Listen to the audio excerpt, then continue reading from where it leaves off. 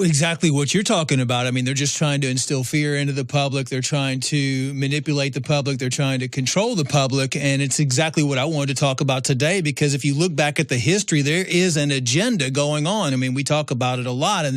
And one thing that we haven't got into detail about is the agenda to create mental illness through fear tactics and everything else, to classify everybody as having a mental disorder.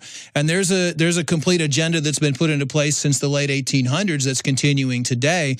And that's something that everybody needs to know about, the psychotropic drugs that are being used, which are mind-altering drugs, anything from antidepressants to the stimulants, the Adderall. By design, they want every single person classified as a mental illness, and that's why the DSM, the Diagnostic and Statistical Manual that psychiatry has created, there's no history of any scientific studies that can actually verify a mental illness. You can, like a cancer cell, you can look at it under a microscope and say, that's a cancer cell. Okay, if I put this substance in there, I can see it killing the cancer cell. But there's no statistical evidence or any scientific evidence that can justify any mental illness that people are suffering from today. And it's voodoo. Most people, it turns out, correct me if I'm wrong, who end up having classical schizophrenia, they don't tell them it's heavy metal toxicity. It's becoming such a huge problem all over the world that the antidepressants and the stimulants are becoming so heavy in the water supply now that even if you're not on antidepressants and you drink the water over in Europe, a gallon of water equals the equivalent of 1 Prozac. I mean, this is the problem that we're dealing with right now is this was all done by design to dumb down the population, to addict the population, and no mental illness was ever scientifically proven. If you trace it back, psychiatrists, first of all, weren't even really doctors a long time ago. They were just caretakers of the mentally ill. Over a period of time, they started creating all these mental illnesses, supposedly, so they could team up with the pharmaceutical companies and create the first diagnostic and statistical manual, which actually outlines mental illnesses, and then create drugs to be able to put people on. Yep. All of the shooters that have shot people, they're all on some sort of antidepressants. The insert says it. The insert says it. Absolutely. Suicide. I mean, look at the military. 716 people out of every 100,000 on antidepressants are committing suicide. There's more soldiers in the military committing suicide than dying of actual war itself. These children all over the nation that are committing suicide, even as young as 5 years old, the children that are in state custody foster care programs, over 90% of them are on antipsychotic drugs. And usually that's not, you know, they're being screened. And if you can screen, there's no testing to determine if somebody should be on these medications. It's not like you can take a blood test, a hair test, a urine test, and say, okay, you have a chemical imbalance. And they're in the psychotropic hallucinogen family. Yes, I mean, a psychotropic drug would be an antidepressant or a stimulant or anything that's a psychotropic is just mind-altering. So basically, they're altering your mind. Now, here's how this factors into the whole Obamacare and everything else. If you're classified as having a mental illness, then they can strip all your rights away from you. And that's actually happened to individuals, too, that had a diagnosis of a mental illness. They weren't even allowed to vote. They weren't allowed to see their children. They lost all their money. So technically, the government can strip all your rights from you if you're classified with a mental illness. So another reason why they want to push this on people and push it on kids is so that everybody is labeled with mental illness. Now, by the time a child is 18, they've gone through at least 12 mental illness screens in school. They have what's called the teen screen going on right now all across the nation where... And they ask, are you anxious at age 11? Yes. Do you ever have anxiety? Do you ever cry? Well, you need to be on psychotropics, which is part of the New Freedom Initiative. The goal is to put half the kids on the drugs.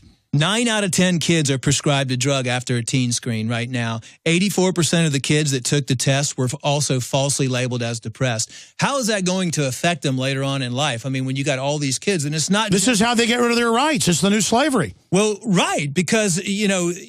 people are easily controllable whenever they're, not only that, like what you said, they're not addressing the root cause of the problem. Those numbers are incredible. These numbers are incredible. I've got 100 million people worldwide on drugs, right, on psychiatric drugs. 70% of prescribed psychotropic drugs are by general physicians now. So they've even moved away from the fact that you have to go see a psychiatrist or a psychologist. You can just go to your doctor. And what they've done through all the advertising in the media, through, you know, are you feeling lonely? Are you feeling depressed? Ask your doctor about Zoloft. So basically, the individual people now they're targeting are going to their doctor saying, doctor, I saw this commercial and I want Zoloft or I want Paxil. Exactly. They don't say you're depressed because you're not getting sunlight, need to be out. Go out and play some sports. Stop watching television. Start eating healthy. You know, you're literally killing yourself. No, the answer is call a doctor and we'll give you a chemical weapon in the hallucinogen class that literally eats your brain cells. But it'll feel so good. They're not discussing all the real chemical imbalance, Prozac-type drugs in the water, estrogen mimickers in the water, in the plastics, in the printer ink, just in everything. And that's why every metric shows we are a diseased population. Please continue.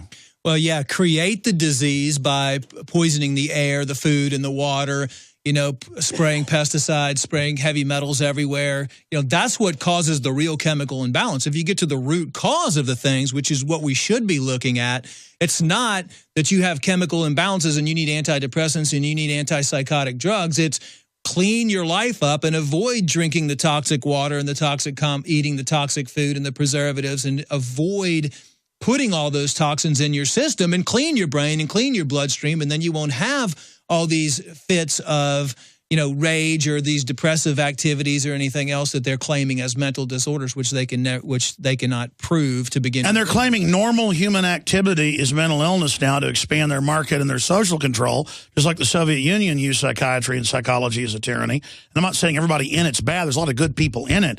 It's just that the main driving force behind it is predatory. I mean, 50, 60 years ago, they still went around, and if your kid was depressed, they'd stick an ice pick into their eye, you know, behind their eye, and give them a lobotomy. And sure, Junior never complained again. He never talked again. So it's just incredibly oppressive what's going on. And now, under the DSM, they've got all these new disorders where not liking authority, not trusting the system is mentally ill.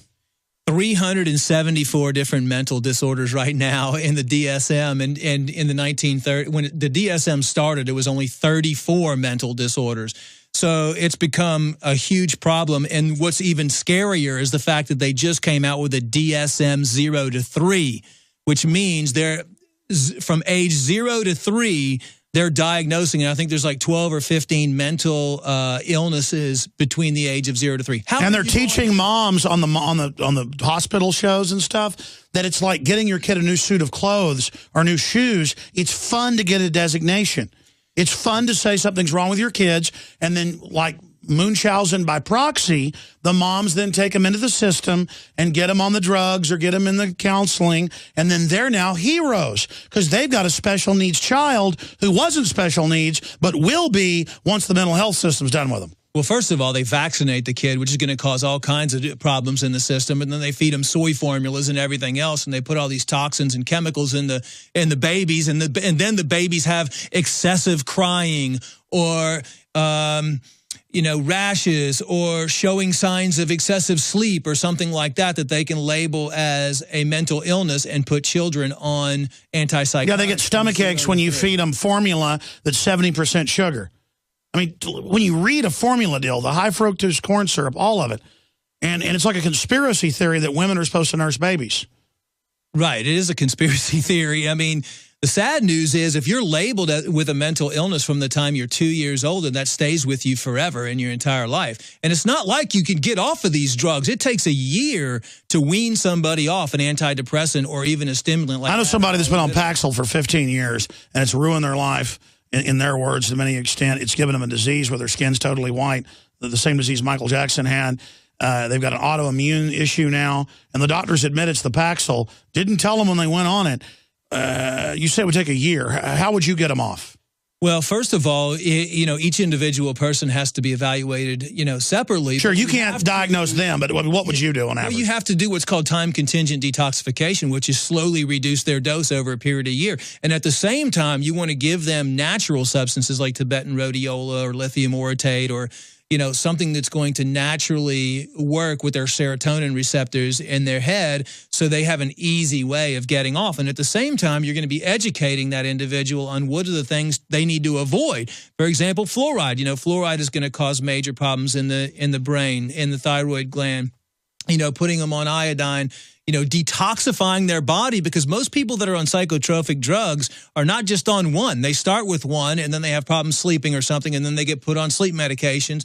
Usually they're on 6 to 9 different medications because one thing causes side effects, which leads to another thing, which leads to another. I saw that the average foster child is on 7 drugs. 7 different psychological drugs. That's right. And, suicidal thoughts, aggressiveness, non-motivation. I mean, how looking at society and looking at just trying to find somebody to work these days is so hard to get a good employee, because everybody you interview, they're really not motivated to work anymore. And so this is affecting society as a whole, because we don't have intelligent people, and we don't have people that are working, and people are losing their jobs. Actually, the auto accidents that are happening, people driving into the water, small children. I mean, there's a whole list of children now that you can pull up online that committed suicide. These are healthy children, supposedly. They're 7 years old. They're getting these screens in schools. They're sent to their psychiatrist saying they're hyperactive or whatever. They're put on. They ask them if they're happy in school. They say no. They're put on antidepressants, and within 7 days, the mom finds them hung and they're dead in their closet. I mean, and this is a serious. And the insert says it does it. And the insert actually says it's done it. Now, there's not one single case that's ever been documented of depression or ADD or ADHD or any of the 374 mental disorders in the DSM that's been cured. That's documented to be cured after all these years on antipsychotic drugs. Not one.